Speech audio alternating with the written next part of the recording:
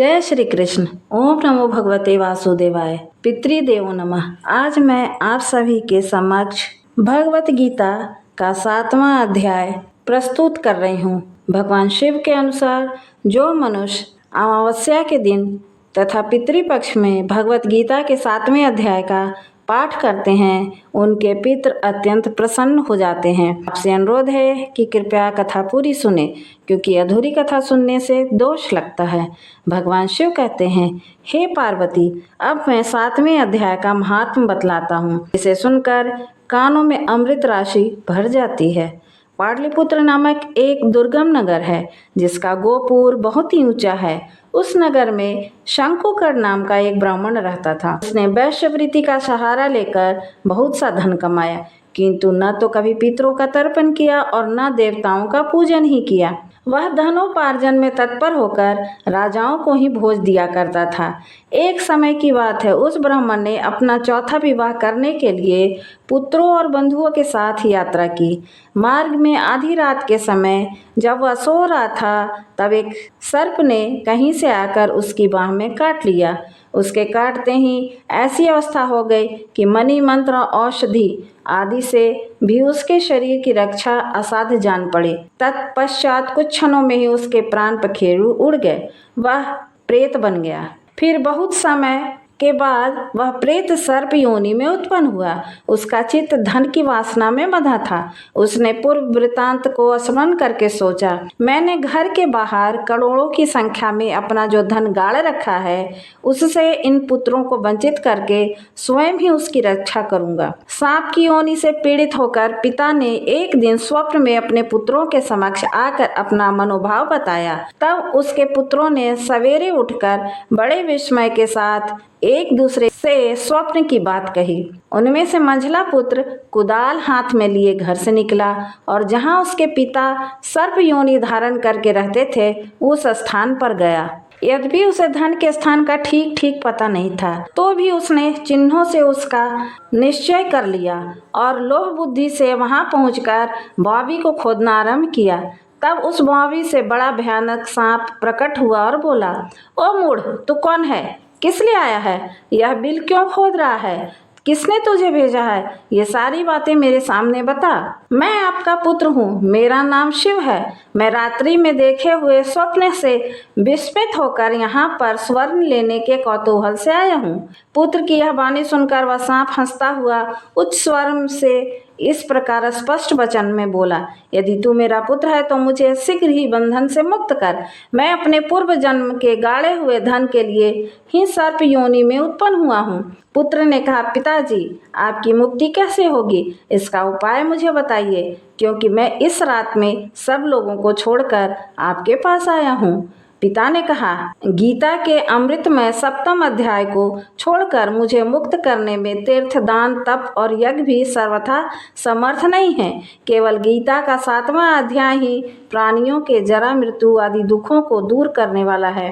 पुत्र मेरे श्राद्ध के दिन गीता के 7वें अध्याय का पाठ करने वाले ब्राह्मण को श्रद्धा पूर्वक भोजन कराओ। इससे निसंदेह मेरी मुक्ति हो जाएगी। वत्स, अपनी शक्ति के अनुसार पूर्ण श्रद्धा के साथ निर्व्यसनी और वेद विद्या में प्रवीण अन्य ब्राह्मणों को भी भोजन कराओ। सर्प योनि में पड़े हुए पिता के ये वचन सुनकर सभी पुत्रों ने उसकी आज्ञा अनुसार तथा उससे भी अधिक किया। तब शंकुकर ने अपने सर्प शरीर को त्याग कर दिव्य देह धारण कर लिया और सारा धन पुत्रों के अधीन कर दिया। पिता के करोड़ों की संख्या में जो धन उनमें बांट दिया था, उससे वे पुत्र बहुत प्रसन्न हुए। उनकी बुद्धि धर्म में लगी हुई थी, इसलिए उन्होंने बावली, कुआं, पोखरा, यज्ञ आदि देव मंदिर के लिए उस धन का उपयोग किया और अन्नशाला भी बनवाई। तत्पश्चात 7वें अध्याय का सदा जप करते हुए उन्होंने मोक्ष प्राप्त किया। हे पार्वती, मैंने तुम्हें 7वें अध्याय का महात्म बतलाया, जिसके श्रवण मात्र से मानव सब पापों से मुक्त हो जाता है। श्रीमद् भगवत गीता के अध्याय 7 का नाम भगवत ज्ञान है। इस अध्याय में 30 श्लोक हैं। भगवान श्री कृष्ण अर्जुन को आत्मा और परमात्मा के ज्ञान के साथ साथ इस संसार में उनकी विभूतियों और महिमाओं के बारे में विस्तार से बताते हैं। 7वां अध्याय गीता का एक महत्वपूर्ण और गूढ़ अध्याय है जिसमें भगवान श्री कृष्ण अर्जुन को भौतिक और आध्यात्मिक ज्ञान का समन्वय सिखाते हैं।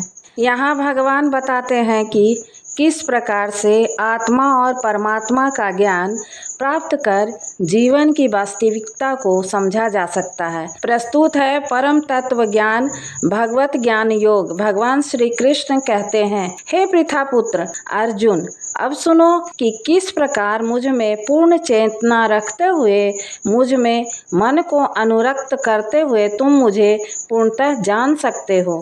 अब मैं तुम्हारे लिए इस दिव्य और अलौकिक ज्ञान को पूर्ण रूप से कहूँगा, जिसे जानने के बाद और कुछ भी जानने के योग्य नहीं रह जाएगा। हजारों मनुष्यों में से कोई एक ही पूर्णता के लिए प्रयत्न करता है और जो पूर्णता प्राप्त कर चुके हैं उनमें से भी कोई एक ही मुझे यथार्थ रूप में जान पाता है। पृथ्वी, जल, अग्नि, वायु, आकाश, मन, बुद्धि तथा अहंकार, ये 8 मिलकर मेरी पृथक भौतिक शक्तियाँ हैं। हे महाबाहु अर्जुन, इस अपरा प्रकृति के अतिरिक्त मेरी एक पराशक्ति भी है जो समस्त जीवात्माएं हैं, जो प्रकृति से संघर्ष कर रही हैं तथा ब्रह्मांड को धारण कर रही हैं। इस संसार में जो कुछ भी भौतिक है और जो कुछ भी आध्यात्मिक है, यह निश्चित जान लो कि मैं ही उसका उद्गम और प्रलय दोनों हूँ। हे धन विजेता अर्जुन, मुझसे श्रेष्ठ कोई सत्य नहीं है। सब कुछ मुझ पर टिका हुआ है, जैसे धागे में मोती पिरोए जाते हैं। हे कुंती पुत्र अर्जुन, मैं जल का स्वाद हूँ, सूर्य और चंद्रमा का प्रकाश हूँ, वैदिक मंत्रों का ओम हूँ, आकाश में शब्द और मनुष्य में क्षमता हूँ। मैं पृथ्वी की मूल सुगंध हूँ, मैं अग्नि की ऊष्मा हूँ, मैं सभी प्राणियों का जीवन हूँ, मैं सभी तपस्वियों की तपस्या हूँ। हे पृथा पुत्र, यह जान लो कि मैं समस्त भूतों का मूल बीज, बुद्धिमानों की बुद्धि तथा समस्त शक्तिशाली पुरुषों का पराक्रम हूँ। हे भरतराज अर्जुन, मैं बलवानों का बल हूँ जो वासना और कामना से रहित है। मैं वह काम जीवन हूँ जो धर्म के विरुद्ध नहीं है। सभी अवस्थाएं, चाहे वे सत्व, रजोगुण या तमोगुण की हों, मेरी शक्ति द्वारा अभिव्यक्त होती हैं। एक अर्थ में मैं ही सब कुछ हूँ, लेकिन मैं स्वतंत्र हूँ। मैं इस भौतिक प्रकृति के गुणों के अधीन नहीं हूँ। तीनों गुणों सत्व, रजो और तमो से मोहित होकर सारा जगत मुझको नहीं जानता, जो मैं गुणों से परे और अक्षय हूँ। मेरी यह दिव्य शक्ति जो प्रकृति के 3 गुणों से युक्त है, पर विजय पाना कठिन है, किंतु जो लोग मेरी शरण में आ गए हैं वे इसे आसानी से पार कर सकते हैं। जो दुष्ट लोग अत्यंत मूर्ख हैं, मनुष्यों में अधम है, जिनका ज्ञान मोह द्वारा हर लिया गया है, तथा जो असुरों के नास्तिक स्वभाव के हैं, वे मेरी शरण में नहीं आते। हे भरत श्रेष्ठ अर्जुन, 4 प्रकार के पुण्यात्मा पुरुष मेरी भक्ति करते हैं। दुखी धन के इच्छुक, जिज्ञासु तथा परम ज्ञान की खोज करने वाले। इसमें से जो बुद्धिमान पुरुष शुद्ध भक्ति के द्वारा मुझ में लीन होकर पूर्ण ज्ञान प्राप्त कर लेता है, वही श्रेष्ठ है, क्योंकि मैं उसे अत्यंत प्रिय हूँ और वह मुझे भी अत्यंत प्रिय है। ये सभी भक्त निसंदेह उदार आत्मा है, किंतु जो मुझको जानता है उसे मैं सचमुच अपने में निवास करने वाला मानता हूँ। वह मेरी दिव्य सेवा में लगा हुआ मुझे प्राप्त होता है। जो मनुष्य अनेक जन्मों और मृत्युओं के पश्चात भी ज्ञानवान है, वह मुझे ही समस्त कारणों का कारण और जो कुछ है सबका कारण जानकर मेरी शरण में आता है, ऐसा महान आत्मा अत्यंत दुर्लभ है। जिसके मन भौतिक इच्छाओं से विकृत हो गए हैं, वे देवताओं की शरण लेते हैं और अपनी प्रकृति के अनुसार पूजा के विशेष नियमों का पालन करते हैं। मैं परमात्मा के रूप में प्रत्येक व्यक्ति के हृदय में स्थित हूँ। जैसे ही कोई व्यक्ति देवताओं की पूजा करने की इच्छा करता है, मैं उसकी आस्था को स्थिर कर देता हूँ ताकि वह किसी विशेष देवता की भक्ति कर सके। ऐसी श्रद्धा से संपन्न होकर वह किसी विशेष देवता की कृपा चाहता है और अपनी इच्छाएं पूरी करता है, किंतु वास्तव में ये लाभ केवल मेरे द्वारा ही प्रदान किए जाते हैं।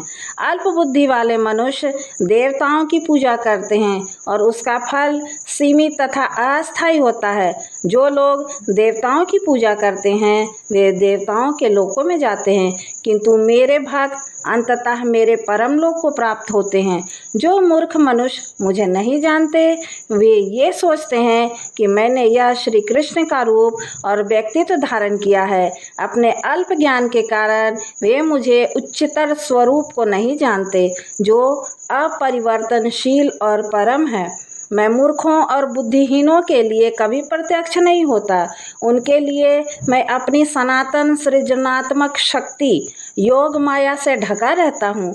इसलिए मोहग्रस्त संसार मुझे नहीं जानता, क्योंकि मैं अजन्मा हूँ, अच्युत हूँ। हे अर्जुन, मैं भगवान के रूप में अतीत में जो कुछ हुआ, वर्तमान में जो कुछ हो रहा है तथा भविष्य में जो कुछ होने वाला है उसे जानता हूँ। मैं सभी जीवों को जानता हूँ, किंतु मुझे कोई नहीं जानता। हे भरतवंशी अर्जुन, हे शत्रु विजेता, सभी जीवात्माएं इच्छा और द्वेष के द्वंद्वों से अभिभूत होकर मोह में जन्म लेती हैं।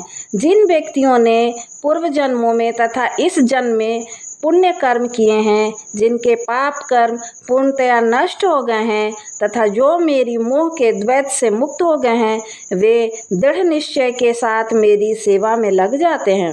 जो बुद्धिमान व्यक्ति बुढ़ापे और मृत्यु के लिए प्रयत्नशील हैं, वे भक्ति द्वारा मेरी शरण लेते हैं।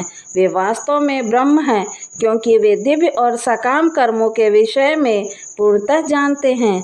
जो लोग मुझे परमेश्वर के रूप में भौतिक जगत के नियामक तत्व के रूप में जानते हैं, जो मुझे समस्त देवताओं के आधार के रूप में तथा समस्त यज्ञों को धारण करने वाले के रूप में जानते हैं, वे मृत्यु के समान भी दृढ़ मन से मुझे समझ और जान सकते हैं। इस प्रकार उपनिषद, ब्रह्म विद्या तथा योग शास्त्र स्वरूप श्रीमद् भगवत गीता में श्री कृष्ण तथा अर्जुन के संवाद में भगवत ज्ञान योग का नाम 7वां अध्याय संपूर्ण हुआ। यदि आपको मेरा वीडियो पसंद आया हो तो कृपया लाइक, शेयर और सब्सक्राइब करें, ताकि आगे आने वाली वीडियो की जानकारी आपको समय से पूर्व मिल जाए। कृपया कमेंट बॉक्स में कमेंट करके बताएं कि आपको वीडियो कैसा लगा। धन्यवाद।